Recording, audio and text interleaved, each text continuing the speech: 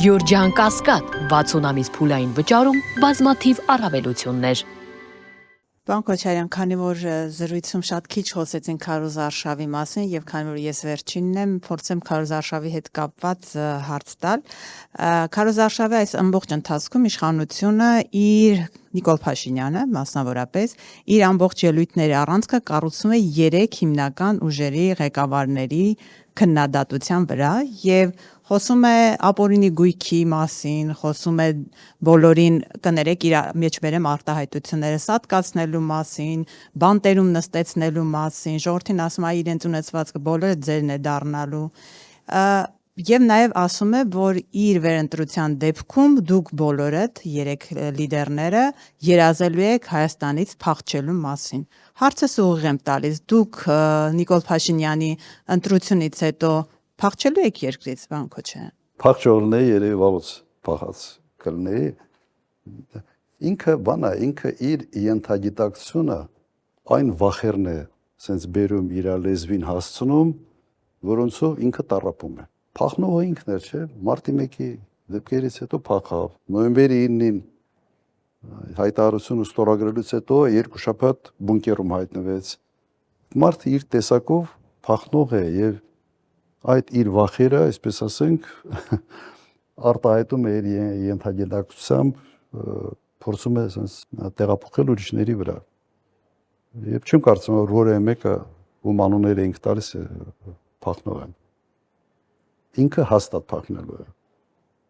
Այստեղ չեմ կասկածում։ Գտա Փախնելը խասյաթ է։ Խասյաթ է։ Ուր էլ գնա հետ ենք բերելու։ Միայն Ադրբեջան կա, որ Թուրքիա, որտեղ կարող է գնա եւ հանգիստ մնա։ Ես կարծում եմ նաեւ այն մեծ լագը, որը կա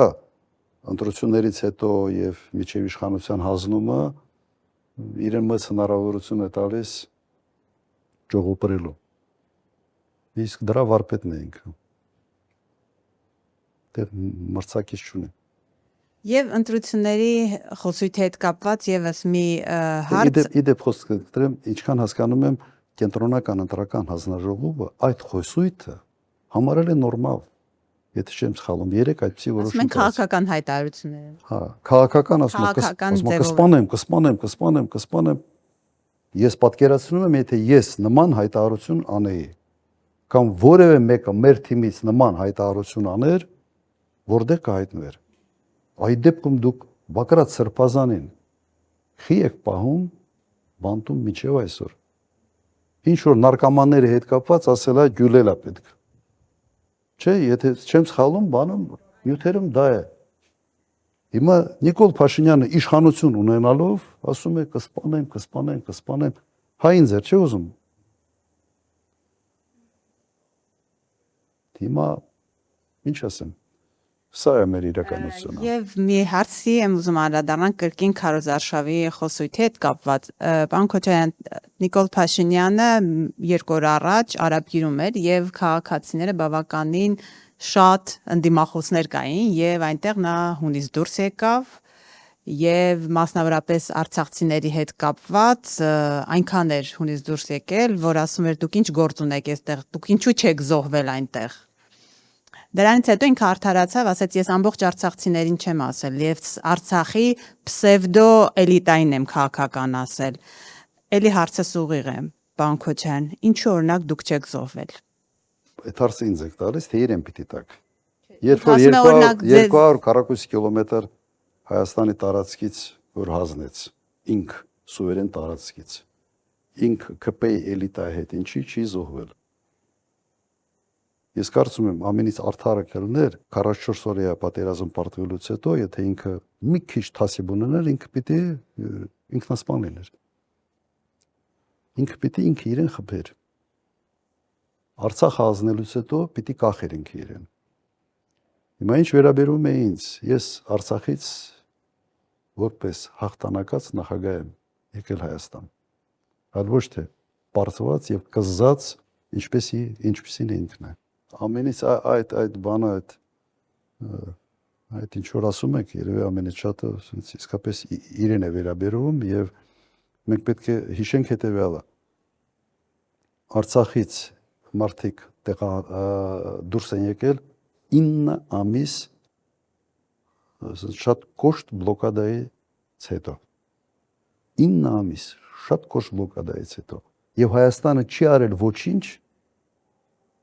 ես չեմ ասում ռազմական գործողությունների մասին նաեւ քաղաքականապես չի արել ոչինչ այդ հարցը լուծելու համար բլոկադան որտեղից հայտնվեց այսպես ասենք սկսեց էկոլոգիական հիշում եք շարժումով ավարտվեց sense տոտալ բլոկադայով երբ ինքը ստորագրեց հոկտեմբերի 6-ին Պրագայում մի հայտարարություն որտեղ ինքը ճանաչեց Արցախը Ադրբեջանի մաս անմիջապես Արցախի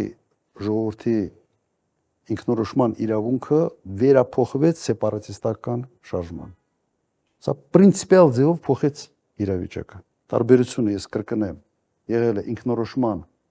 իրավունքը իրականացվող ժողովուրդ ավտոմատ ինքը դառավ մեկ այդ ստորագրությամբ սեպարատիստական շարժում Արցախի ղեկավարությունը եղել են ինքնորոշվող ժողովրդի ընտրյալ ղեկավարություն ավտոմատ դառել են սեպարատիստների ղեկավարներ